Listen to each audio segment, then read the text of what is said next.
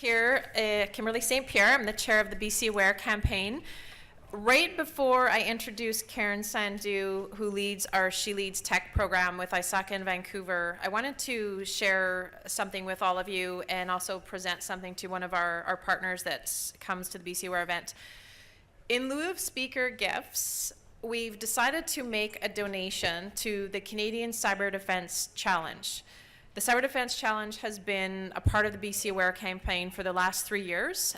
This year they have 10 teams of 4 high school students that are doing a hacking competition throughout the day. So while we're in here learning in different sessions, they're basically getting a really great insight into what our world might look like. So on behalf of ISACA Vancouver, I'd like to welcome to the stage Carrie Augustine, who leads the Canadian Cyber Defense Challenge, to accept our donation.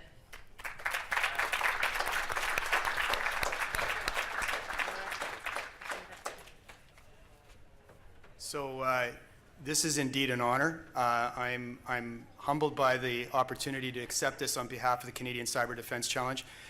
Just to add to what Kimberly said, we're a not-for-profit, volunteer-based organization. We run our events for the sole purpose of introducing cybersecurity skills to high school. We have done with post-secondary as well. Students, as Kimberly said, are presented with the challenge of going into an environment where they learn forensics, digital forensics, documenting their evidence, and they have the opportunity, as they are working through this, to present their findings to a panel of judges, which we are very, very excited by. We have 6 industry professionals who have come together to judge the students this afternoon. And later on in the afternoon, we'll be tallying up the points, and we'll be making a recognition of the 3 top teams. But this would not be possible if it wasn't for the support, the contributions of BC Aware, an amazing event, which I'm sure all of you are testimony to agreeing. But what makes it special is the collaboration and the embracing of bringing students in as part of the event itself. So once again, thank you so much for bringing us here, giving us this opportunity.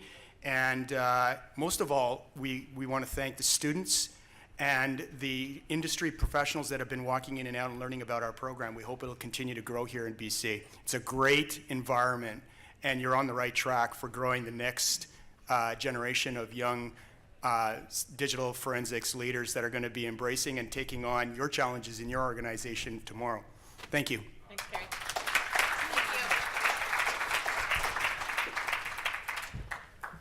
Thanks, Carrie. So it's my great pleasure to introduce a good friend and colleague on the board of ISACA Vancouver, Karen Sandhu. As I mentioned, she leads our SheLeadsTech program with ISACA Vancouver. Out of the 221 chapters globally, there are only 35 other chapters that have a SheLeadsTech program. We are the first ISACA chapter in Canada to have one, and thrilled to introduce Karen, and she'll be leading the panel this afternoon and introducing our panelists. So welcome, Karen. Thank you.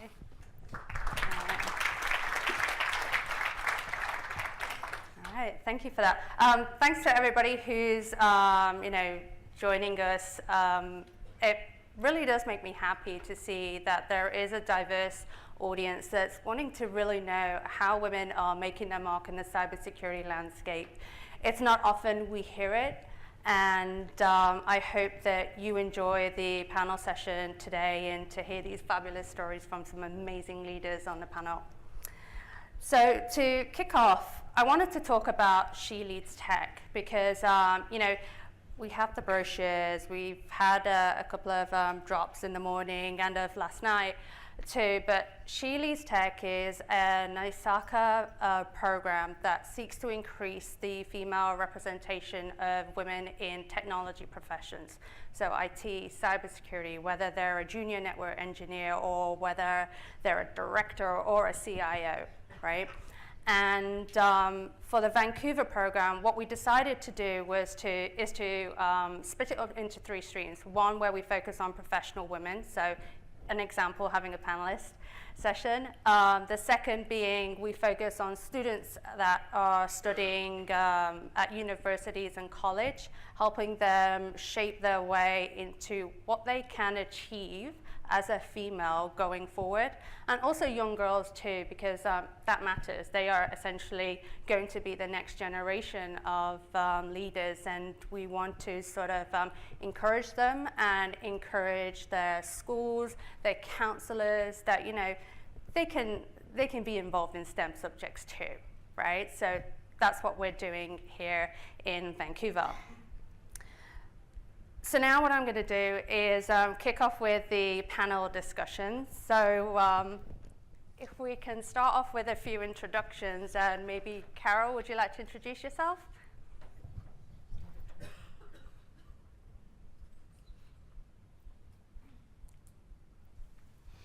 Hi, good afternoon. I'm Carol Vorster. I'm the CIO for the Corix group of companies, head office here in Vancouver, and we have around 70 or 80 locations across North America, from Alaska all the way to Florida. Hi, good afternoon. I'm Vaishali, Ghiya, Senior Director of Security Systems Engineers at Cisco. I'm Jessie Adcock. I'm the Chief Technology Officer for the City of Vancouver, and we run a lot of applications for citizens and businesses and tourists and people like yourselves. Hi, I'm Rebecca Fitzhugh. I'm the Principal Technologist at Rubrik, which is a data management company. Okay, excellent. So you've all been in the cybersecurity industry for a number of years, and it continues to grow and change quite dramatically. What led you to cybersecurity, and what is it that makes you stay, Vaishali? So Karen, that's a great question. So I came to United States to do my master's in computer science, and then right after graduation, I took up a job in a networking company called Bay Networks, which later got acquired by Nortel, and I used to visit Canada all the time, Ottawa, Toronto, Vancouver, amazing company. And I spent quite a few years doing networking, so if I can be a little geeky, there are like 7 layers of networking, OSI, and I was spending time at the layer 1, 2, 3. And I decided like it's time to move up and learn more about the application layers and security, and decided to work on SSL VPN, secure access solution at Nortel, and then later moved to Juniper to do the same. And since then, I've never looked back. Security is a fascinating industry. Why? It is an always changing threat landscape. In networking, you can learn few RFCs and IETF standards, and you're done. You know how to design the networks and things like that, and that's about it pretty much, But in security, you have to figure out how it completely integrates with networking, how you can make sure that you are keeping in touch with the zero-day threats. On a regular basis, you're advising your customers and partners about the risk, what business outcome they should be driving to. So I think it's that changing part. It always gives me a learning opportunity, and that's what excites me to be in the cybersecurity. Okay, and the same question goes to Jessie. So nothing led me to cybersecurity. Cybersecurity came to me. I just started my, career, I think, in technology straight out of university. It was during the .com years, and in those days we were just trying to figure out how to build websites, and then how to sell, and then how to take phone calls in call centers, and how to program IVRs. And over the course of time, all of the domains related to just digital business started to expand and evolve. And I think cybersecurity in the early days really wasn't much of a primary consideration for most executives. A lot of the projects that I worked on all over the world, it was an afterthought. Much like in the early days of user experience and user design, that was also not part of the business case. There was no business case for usability in the early 2000s, if anybody can remember building applications back then. Now, we're moving much more to a different level of evolution. The threats have increased. User experiences are very, very involved. Our knowledge about data, how we use data, is extremely evolved. And so it became sort of not a matter of choice, but rather a matter of must-do circumstance. And so in order to stay in in a position where my career kept developing, I had no choice but to wrap my head around cybersecurity. And so why do I stay in it? Because my career's not over yet, and so I don't really have a choice. All right. Moving on. So this is a question for Rebecca. First off, I think we'd like to know a little bit more about your role as a principal technologist. and learn more about, what do you enjoy most about it, and what's it like working in Silicon Valley? Silicon Valley is exactly what you think it is, but nothing at all. I have yet to see a self-driving car just right in front of my house. I'm waiting for it to deliver my food for me, though.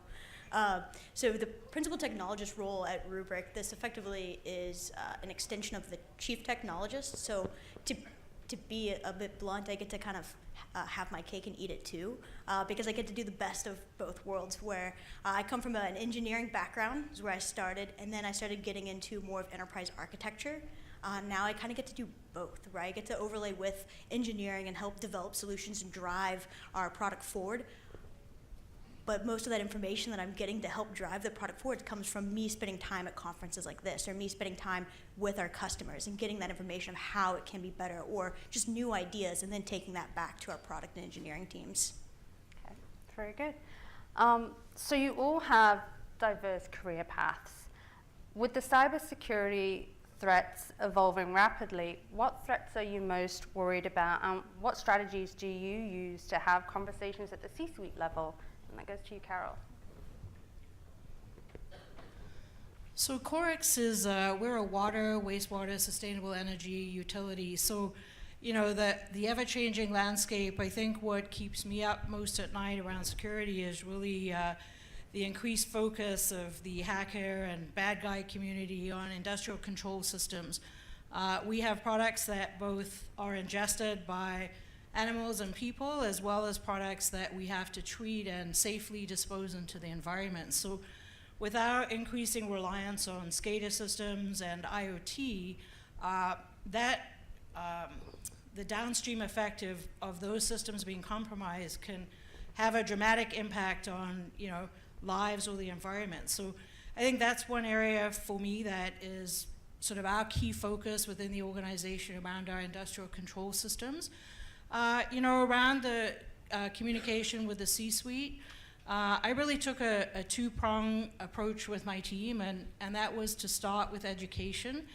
We did this a number of years back. We picked a trusted, credible third party like our external auditors to come in and really lay the landscape of what was happening in the utility industry for our board of directors, and to really get their attention and make them realize that security was something we really needed to focus on as an organization. And once we create the awareness, it's kind of be careful of what you wish for, because now they have a super high awareness of security and are constantly asking for more and more information. But in those conversations, we really try to focus on the business risk. When we talk about cybersecurity, it's always in the context of our enterprise risk management program and the risks that we're trying to protect the organization from, rather than talking about tools and products that can keep us safe. Good answer. So I'm going to start with Rebecca with this. What's been your greatest achievement to date?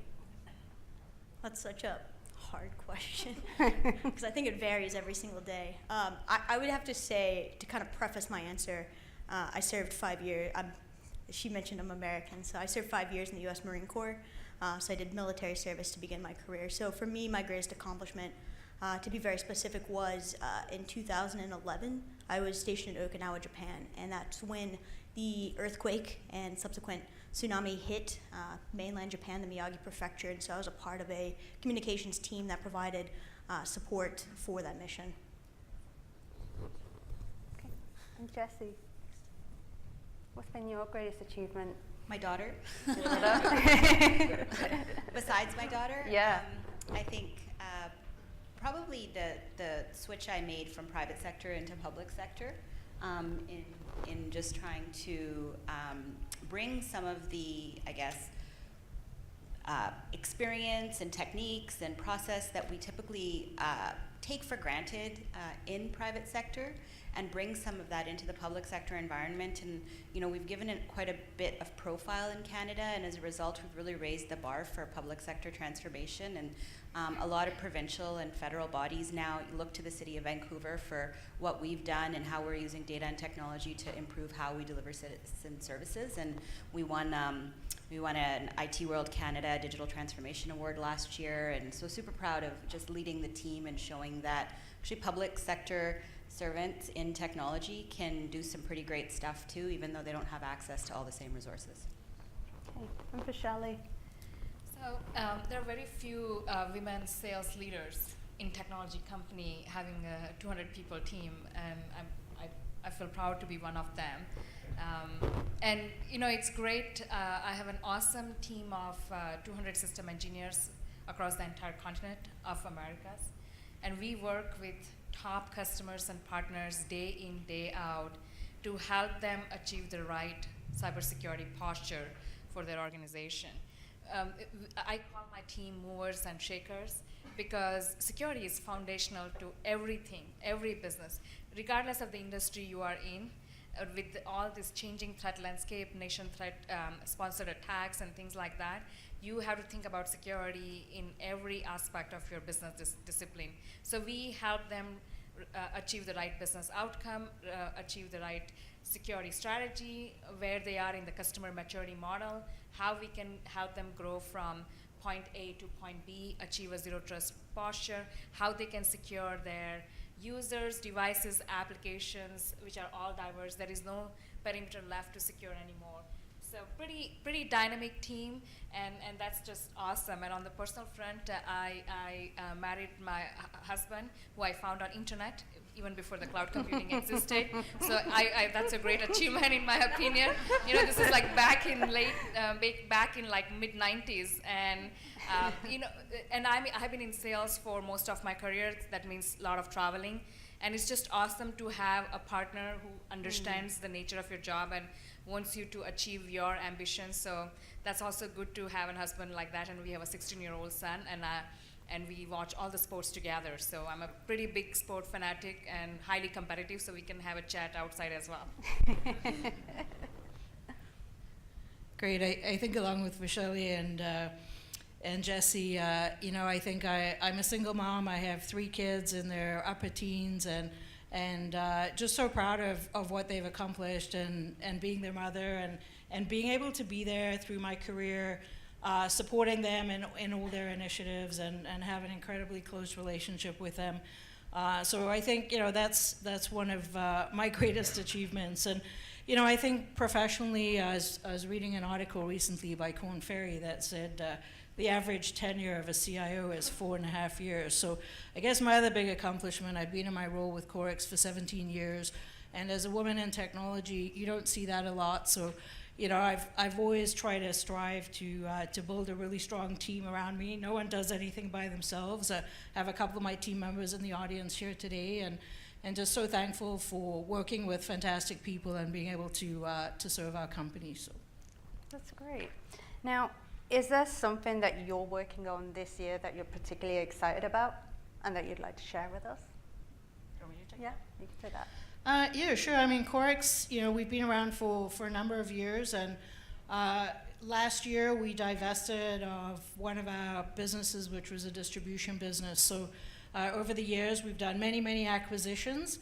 Now we're on the other side, where we're going through 2 divestitures of 2 lines of business. So after that, what remains of our Corix group is really a utility organization, water, wastewater, sustainable energy. And right now, we're doing a full transformation of our organization, bringing 4 independent companies together to operate as a single utility entity, and under a single support service organization. So this is a huge undertaking for us, everything from ERP and application consolidation, a lot of our operational systems, as well as the core network foundational layer, bringing that all together.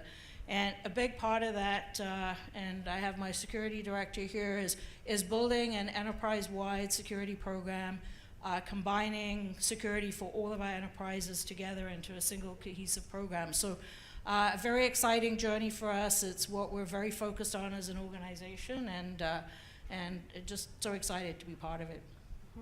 Shelley, can you share with us what you're working on that excites you at Cisco? Oh, great. This is awesome, right? I have been mentoring quite a few women engineers at Cisco, both in the like inward-facing roles who want to be more in the outbound roles. So how to make that jump from an engineering-facing roles to more customer and partner-facing roles, instilling that confidence, and those are just some amazing conversations and very fulfilling. And then, as I mentioned, I have a big team of 200 people, so we are constantly working on talent retention and how to help them grow in their career, if they want to rotate within Cisco to learn more skills and things like that. So those parts of the jobs are pretty exciting. And then on the technology front, Cisco just acquired a company called Duo Security. Multi-factor authentication is one of the key products, but it's not the only thing. We are working on a strategy to integrate the Duo technology with our ICE network access product. So Duo gives us application zero trust. ICE brings the network zero trust. We want to marry both application and network zero trust technologies together so that we are the only vendor in the industry to be able to provide that zero trust security posture for the customer. And again, it goes back to what I was saying earlier. When users are everywhere, they're coming from any devices. There are IoT devices in the mix. Applications are in the cloud. There are SaaS clouds. Some applications are on-prem. So when you have no perimeter to secure, how do you achieve a zero trust security posture across your campus, branch, data center, public cloud, multi-cloud, etc.? So that's the strategy I'm working with, implementing it, creating a CISO level page, creating Cisco's thought leadership there. So it's pretty exciting. Yeah, that definitely is. Jessie. Yeah, one of our big exciting things this year has been a $50 million competition that we're participating in called the Smart Cities Challenge, and Vancouver is one of 5 finalist cities in Canada. We've got 5 more weeks until our final proposal is done. But one of the big themes, actually just picking up on what Carol was saying, has been this convergence of information technology and operating technology, and you see it nowhere more than in the smart city space. Whether it's SCADA systems or building controls or security systems, what we're seeing is just a huge explosion of technology being used to manage the city. And so one of the challenges that the federal government put to us was, can you highlight or showcase the use of data and technology to achieve great public outcomes for your communities? And so we did something that no governments do, which is we completely crowdsourced our proposal. We basically mined about 150,000 citizen interactions and built a proposal around mobility. We're doing a self-driving shuttle demo, and the shuttle arrived in Surrey yesterday. We're getting programmed actually this week, and so we'll be running this demo of a self-driving shuttle in Surrey for 2 weeks. Then it's going to come over to Vancouver, and we're going to run it in Vancouver for 2 weeks. We'll be trialing a lot of advanced transportation technologies, a lot of the new LED IoT technologies, looking at cybersecurity obviously on all of these, because these are all access points into our network, and therefore we have to sort of temper our excitement a little bit with the kind of the less glamorous pieces of it. But we've been really excited, and one probably really, really exciting outcome has been our collaboration with a neighboring city. I mean, in Canada generally and in the Lower Mainland, I don't know how many people are local, but sort of this cross-city collaboration doesn't happen as much. And so one of the really cool things about how we competed in this is that we collaborated with our main competitor, which would have been the city of Surrey. So instead of saying, let's go against each other on this, let's do it together. And so it's been really exciting. And so hopefully by the summer, we'll find out if we win or not. Okay, that sounds way cooler than mine. So for me, I would say I spent, like I mentioned, a lot of time in the field talking to customers, and one of the things I realized is I talk about like, hey, we have an API-first platform. You can automate anything. And half the time I get a high five, and the other half of the time I get the, I don't even know how to begin look on the face. And so what I'm really excited about is I'm the technical director, and we're launching an open source program and platform this year to help enable our customers to adopt automation faster, so that way we can free up some time to focus on things like security, because that's going to be obviously an increasing focus as we move forward. And then on a personal note, we're launching some official mentor circles for women at Rubrik. And so I already claimed dibs on all the young female engineers, because if you see my master plan, open source project, lots of young female engineers. it's going to happen. I don't know how or why, but it's going to happen. So I'm really excited to start getting some more of our engineers working on some passion projects that we can open source for our customers. That's awesome. So the next question, and this is for Jessie. What setbacks or challenges shaped you as a leader that others may benefit from knowing and applying in their own lives? This is a really interesting question because I forgot to ask about context, right? Setbacks and challenges. So I think probably the biggest one that defines, and I don't know if my co-panelists will agree, is that when you're a woman in tech trying to get ahead in tech, you get held back a lot. Even, you know, you're told you're not ready when you're ready. You're told your personality might need to be managed when actually your personality doesn't need to be managed. You just need to find the right boss. There's been those types of things in our career, and I think there's often times where women have two choices, right? It's sort of, okay, I will just settle at this level, or you just keep trying to get to the next level. And I think probably overcoming that, I guess, impact to what your self-esteem might be as a woman in tech, probably overcoming that and just continually trying to forge ahead in your career, even though people will tell you, well, you know, you might not be technical enough, or you might not be, you know, modest enough, or you might be too loud, or you might be too opinionated, or you might be too vocal, or, you know, any of those things. You need to manage yourself. Actually, no, I think I just need to be myself until surround myself with people who are okay with me being with myself. So I think overcoming that personal vibe in the workplace probably is one of the biggest setbacks I think I've had to overcome over the years. And I like to share it, especially when there's a lot of women in audiences. Like, this is a great room. This is nothing like the infrastructure and IT operations conference I was just at a couple of weeks ago, where there was like literally no women in the room. This is a great diverse room, and I think like oftentimes women don't hear that enough. Like, we hear, especially when you have 4 successful senior women in tech sitting on a stage, it's all fine. Actually, no, it's not fine. Like, some of the setbacks and the challenges are just personal when we have to get moving in our career, and because the theme is She Leads Tech, I think it's only fair to say, you know, overcoming some of that is important. Yeah, no, totally agree. I too have been in those kind of situations where, you know, I've had several say to me, you're too harsh, you're too direct, no, you can't move up until you sort of fix that about you. And I took a step back and I thought, well, is it really me or is it really you?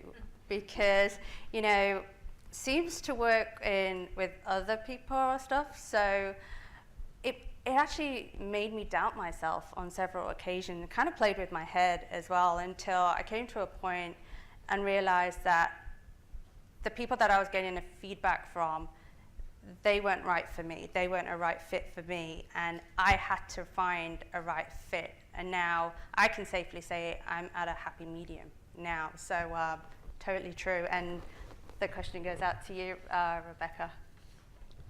So I'd say, like, from kind of the leadership perspective, the one thing that I wish I would have known very early on is that leadership is a muscle. It's something you have to exercise. It's something you're going to screw up, and it's something that you'll continually get better at. And I'm lucky that I learned that very young in the military, because they assume you're not a leader, and they teach you how to become one. And that was really kind of refreshing, because I got promoted quickly, and so I ended up being, 19 years old as a corporal in the Marine Corps in charge of 40 men, and going, I don't know what I'm doing. And so I was lucky to have a gunnery sergeant that I reported to who kind of walked me through and was like, hey, you're gonna screw up, own it, move on, move forward, right? So it's very much a marathon, not a sprint. And then as a woman, I would say it's been very interesting in that, coming from a military background and then getting into consulting and doing a lot of government work in that, I never worked with another woman for the first 12 years of my career until actually I joined Rubrik. So it's a completely different vibe in meetings. It's really hard to kind of describe with words, but it's very much like you present your idea and you kind of get talked over, or you kind of get ignored, or like yeah, okay, versus now I present in a meeting and I get this high five at the end, it's like, yes. It's very fun to be in a company where it's women supporting women. And not that Rubrik's perfect by any means, it's still a Silicon Valley company. We still have a long way to go for gender parity, but it's nice. It's very nice to not be the only one. Is there anything else that you'd like to add? I think it's not easy being a woman in the technology field, because you're always surrounded by a lot of men around you. And it's easy to get labeled as you being aggressive versus men being labeled as assertive in the same situation, right? So there's a fine line between aggressive and assertive, and I think, Jessie, you were pointing out something very similar. So, we all go through that gyration.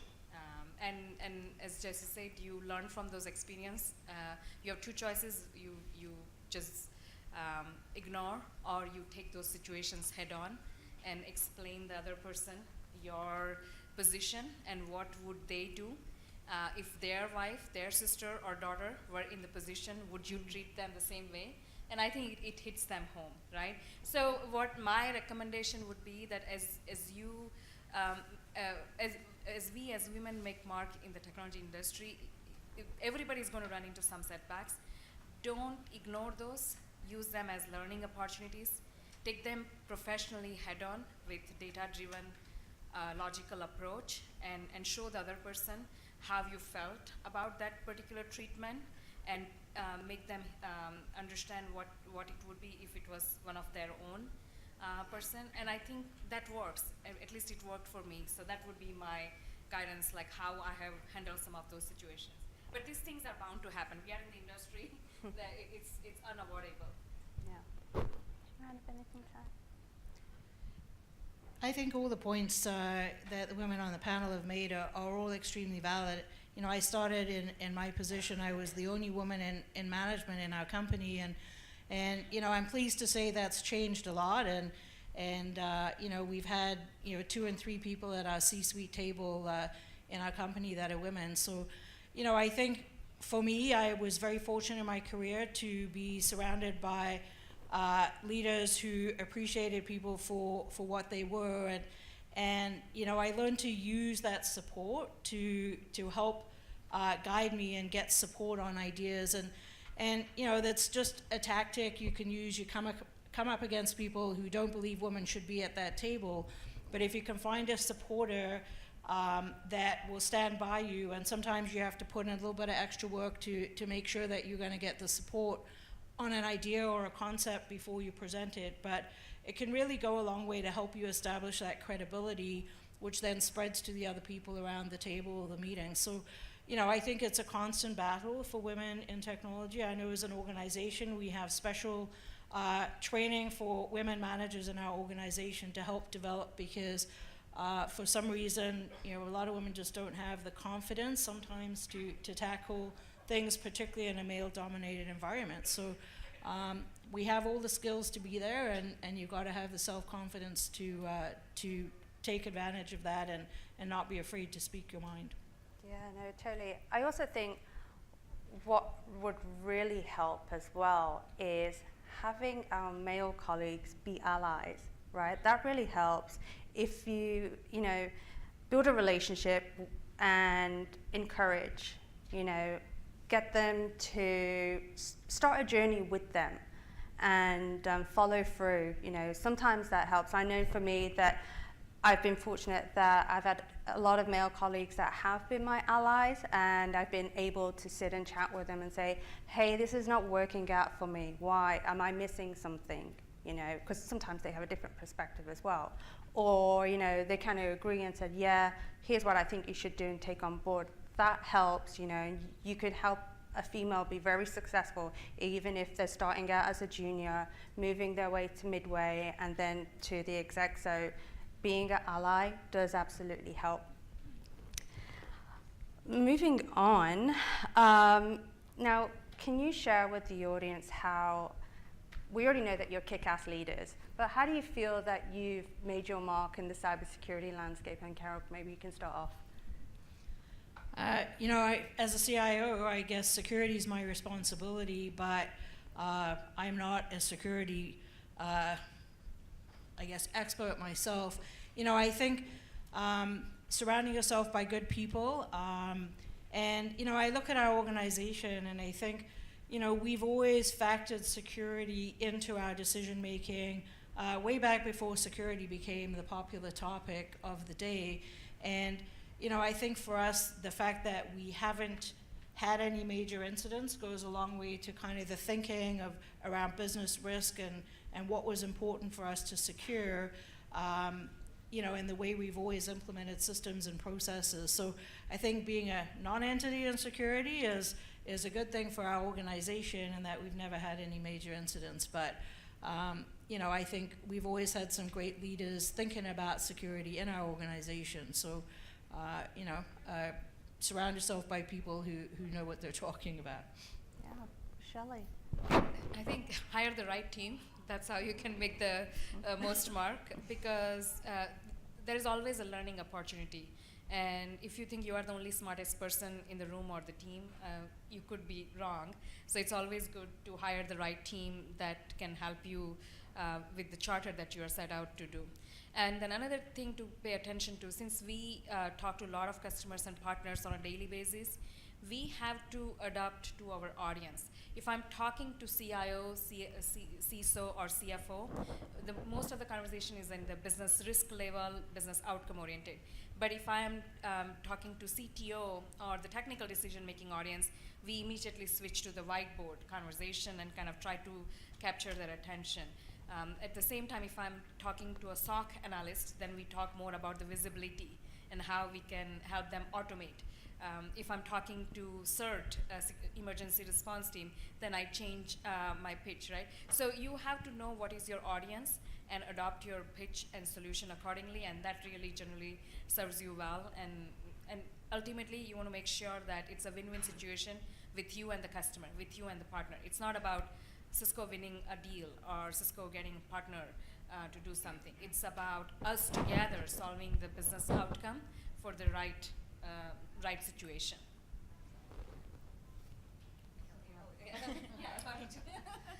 Definitely a team sport. So, I mean, that answer has been given twice, but cybersecurity is 100% a team sport.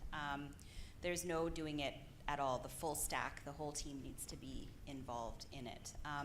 I would say that the other thing probably that I've done to make my mark on it is kind of take it out of the basement and make it more mainstream in our organization. So typically people are intimidated by the topic because they don't actually know what it entails. It's sort of a bit of a black box unless you're a network engineer or unless you come from some kind of formal IT security training.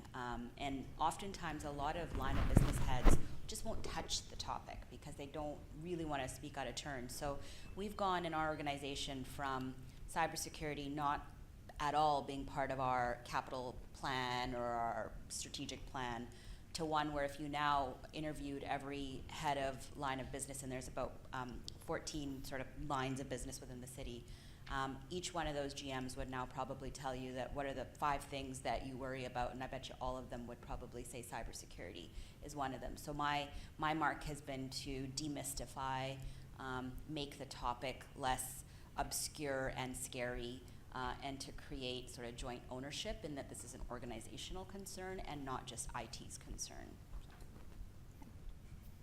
I think my answer is actually pretty similar to yours. I think security, I think we tend to sometimes punt certain topics to certain teams or people.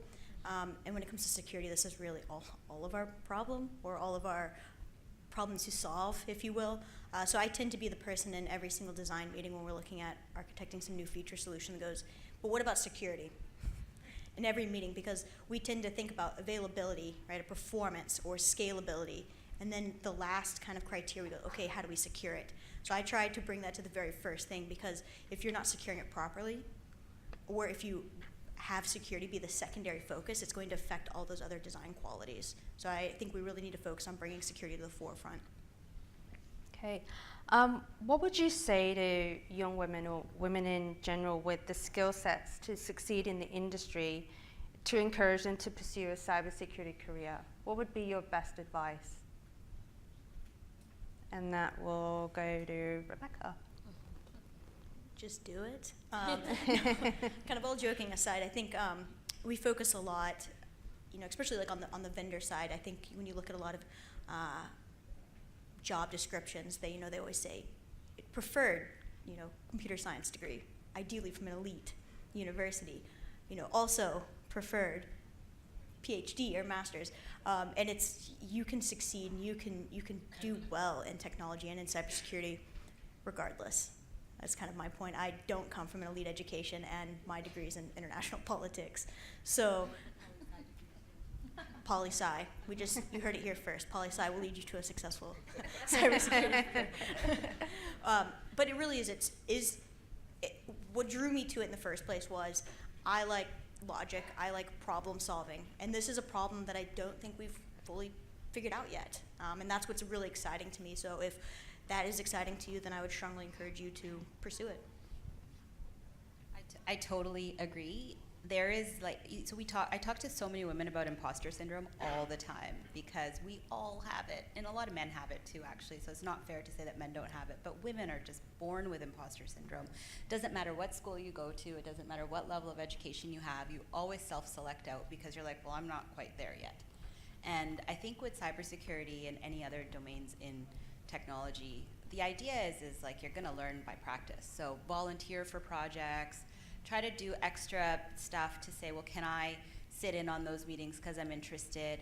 And I mean, I think the biggest thing too is don't expect it. Like, you have to go out of your way to learn what you need to do. So there's homework, there's digging deep, there's, talking to people to get to know maybe something that's not in your particular remit and doing it maybe on your own time. It's not just like the employer or the mentor or the boss's role to give you all the tools that you need to succeed. Part of it is just believing in yourself and then having an attitude that, well, I might not know it, but I'm clever and I'll figure it out.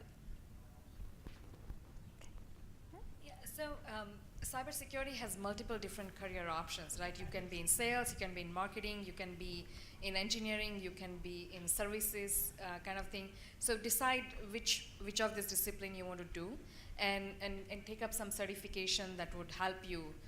Take some courses. I always recommend students who come to me and ask for guidance, if you are doing cybersecurity courses, also take up some of the automation courses too, because in the days of DevSecOps, automation and cybersecurity go hand in hand together. So always try to have a standout in your resume in terms of, yes, I have done cybersecurity, but I know networking, I know automation, I know cloud, things like that will help you kind of create a good blend of expertise that would appeal to multiple different employers. And again, as Rebecca said, right, just do it. It is a fascinating place. There is a lot to learn. There is a shortage, there is severe shortage of skills in cybersecurity. Trust me, in my 200 people organization, whenever we have an opening, it's hard to find the right professional for the skill set that you're looking for. So there is place for everyone, both men and women, and if you just set your mind to it and do it, you're going to have a great ride. Yeah, I think just to add to what everyone else has said, I think there's a bit of a perception that security is, this person behind the keyboard and knows how to hack and find the bad guys. But, I think today in organizations, everything from enterprise risk management is really where security starts, to being able to be a great project manager or program manager and put a program together, and right down to the data analytics as well as all the technical roles. There's so many career paths that lead all the way to the C-suite these days. So I think there's a career for everyone in security. There's a place for everyone depending where your preferences lie. So don't be afraid to investigate all those different opportunities that are available. Yeah, that's a great answer. So, as we're coming to an end, what advice would you give to employers on hiring someone in the cybersecurity space? They may not have a technical background. What advice would you give? Because obviously we have this gap, right? And we all want to address it, but we still want these requirements. What advice would you give? It's a tough question, but I think, it's that combination of someone who really understands your business. Every company's security program or their security posture is different, and you really have to be able to get to the foundation of, you know, what are the risks for your organization, and to build your security program around the vulnerabilities that matter to you as an organization. So, you know, when I think when you're looking to hire people, you need people who understand both the business and the technology. You know, I think just putting in products today to fix security doesn't work anymore. You need to understand how your business operates, you know, what you're trying to secure, and what looks unusual in the course of events. So, you know, I think finding people who can bridge that gap between the technical products and the business is something to really look at, because I think that's where some of the value is, and a lot of it's about analytics and really understanding what this means to your organization, how to pinpoint that abnormal behavior. And tools can help you, but you need to understand your business too. Vaishali, So, as I said earlier, security encompasses network, cloud, endpoint, and variety of different use cases. At the same time, it doesn't matter if you don't have technical background. There are plenty of other roles in cybersecurity, in the sales and marketing and project management, where you can leverage your background, experience, etc., bridge the applications to the products, as Carol pointed out. So, it's just a matter of whether you want to be in the cybersecurity space, and if you decide to do that, yes, then just pursue it. There are roles for everyone, so I wouldn't worry about not having technical background, because skills can be acquired. You can read up. The internet there is vast information out there. You can read up. You can take so many different trainings. In Cisco, we do CSAP program right out of university. We hire people and we rotate them so that they get exposure to a variety of different functions, and then they can decide. So there are programs out there. Make use of them. Take advantage of it, and go for it. You know, it's just putting your mind to it and doing it. Yeah. Advice to employers? Yeah. Yeah. I agree with Carol. You have to know what it is that you're protecting. Is it information? Are you a PCI level 2 organization, a PCI level 1 organization? Do you have credit card information on file? Do you have applications? Are you, sharing data with, I don't know, the cops, like whatever, privacy is a big concern. I think you have to understand your business more so that you need to understand the innards of your network, because that kind of stuff, there's lots of specialty organizations now that can do it too. Like keeping up with having an in-house team is going to become, in my mind, really, really difficult. We're the same way. Every time we have an opening, we end up having lots of people apply, and then it comes down to a bidding war, right? And the highest salary typically wins the day, and some people are noble and they want to, there's a public service element, so we can manage to attract them. But not everybody's born noble, right? So some people do need to pay for homes and things like that. So I would say it's really important to hire people that are actually more maybe conceptual about security but understand the business. If I had to prioritize, I would say those people will help protect the organization and the organization's assets, and manage maybe an ecosystem of vendors. The vendors will win the day at the end of the day in salary. Like, we're just not going to be able to compete on these in-house positions for much longer. So I would say that's my advice to employers, is have a strategy for managing what it is the scope that you're trying to manage, but understand your scope. Don't delegate the accountability for understanding what is under your roof. And that's where I think a lot of cybersecurity programs fall down, is because people don't understand it. It's just they pass the accountability down to a director of cyber or a manager of cyber, or outsource it to somebody. They don't actually understand what is PCI? Why do I have to secure my network? Those types of things. So I think understanding what it is that you're protecting is really important. And then you figure out how to create the best internal, external mix to do that. That's great. I mean, I'm just going to triple underline this comment of business and technology, right? It's definitely people, process, then technology for a reason. But to kind of flip the question around a little bit, I would urge employers to do better when it comes to hiring. I find that often, and I've been very guilty of this, so this is not me standing on my soapbox. We throw a job description out there and then we wait for them to come to us. And we tend, especially when we look at the language of that job description later, we tend to find that it's very much directed to one type of person, and it's often a deeply technical set of check boxes, right? Do you know how to do this? Do you know how to do this? And that's not hiring the right person, in my experience.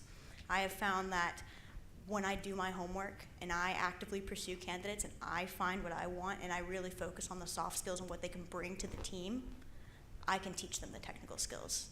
So I would kind of urge you to just simply do better when it comes to hiring. Do your homework. Don't wait for them to come to you. You come to them. Great. So we're just going to open it up to the audience. I mean, does anybody have any questions that they want to ask our panelists at all? No? None at all? Oh, here we go. Also poli-sci. Three of you mentioned your children as, your biggest personal accomplishment. What, I have a young daughter, and so I find that, sick days or early pickup or things like that can sometimes, intervene with maybe the extended work hours that some of your male coworkers are could, I'll see them in the office longer, or I always have to leave at 5 to get to pick up on time. Did that hinder you at all, and how did you, compensate for that? It's a communication thing. If people know that you're on your work, that you're not letting any balls drop, that you're contactable. I might be watching my daughter figure skate, but I'm answering emails, or I'm on instant messenger. Don't give them a reason to say you dropped a ball, and don't let it get in your head that that's what's happening. Just blow by it, because your priority is your kid. At the end of the day, the job will come and go, but you only get to raise your kids once, right? And so what you don't want to do, and I think maybe the generation of women who came before us did have to make a lot more sacrifices. I think in this day and age, we have the technology, and I think a lot of open-minded mindset to be able to juggle the two. I think at the end of the day, if you're with an organization where they're making you feel like you're not doing enough, it's probably not the right organization, and sometimes you just have to stay there until you find the next one, right? But I think we as women need to stop apologizing for wanting to be moms. Oh, we have one more. We have time for one more question. Yep. Hi, I'm a graduate student right now. I'll be graduating soon. So my question was from the last question what you asked them, that right now I do not have all the skills which is written in the description. Yes, but when I apply and it's not there, how will they even call me? Right? Like she said, soft skills matter, yes.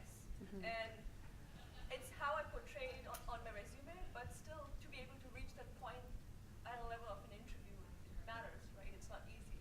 So, how do I cope up with that? Anyone who wants to take a go at? I can only answer this from the perspective of companies that I've worked for and with. So you're a graduate student. That's incredible. Congratulations. I tend to gravitate towards companies that try to nurture.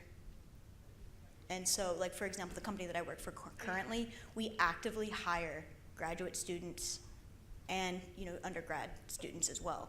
And we try to hire them early, and we focus more on the soft skills specifically because we are assuming you're coming out of your 4-year program or however many year program, not necessarily knowing how to do it, but you understand the theory behind it. And so it becomes a lot of, in the interview process, a lot of hypotheticals. If this is the problem, and the problem is based on a distributed system, how would you solve that?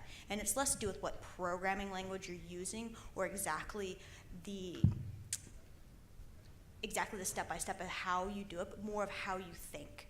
So what I would kind of urge you, if you go, I don't have the technical skill set yet, but I have the formal education behind it, it's figuring out a way, and this is very hard for me because I turn around at the whiteboard and I go, and then I write it, of taking what's happening in here and being able to explain it. Because what we're really interested in is your thought process rather than the actual how-to skill set. And if a company is not looking to develop you and to hire out of universities and help you become an engineer or whatever it is you want to do, forget them. Yeah, no, totally. No, that's great. We can, if anyone has any more questions, please feel free to chat to us. We'll be available sort of afterwards, sort of outside. But I just want to sort of wrap this up because I know that we've run out of time. We are going to be celebrating International Women's Day on March 8th, and it's going to be at the Green Tasting Bar. Details of sort of the ticket links will be sent out soon, so probably in the next few weeks. So if you are signed up with the ISACA Vancouver chapter to receive the newsletter, it's going to be in there, or you'll hear it from LinkedIn shares or whatever Twitter shares there might be. And then we are also teaming up with the team at B-Side, so SheLeadsTech is going to have a presence there as well. And if you just want to sort of know a bit more about or try and get involved in the SheLeadsTech movement, you can just send an email to SheLeadsTech@isaca-vancouver.org, or you can come and chat to me afterwards. And I just want to thank you for all your time. Thank you so much for attending this panel. It means a lot. And yeah, we'll chat soon. Thank you.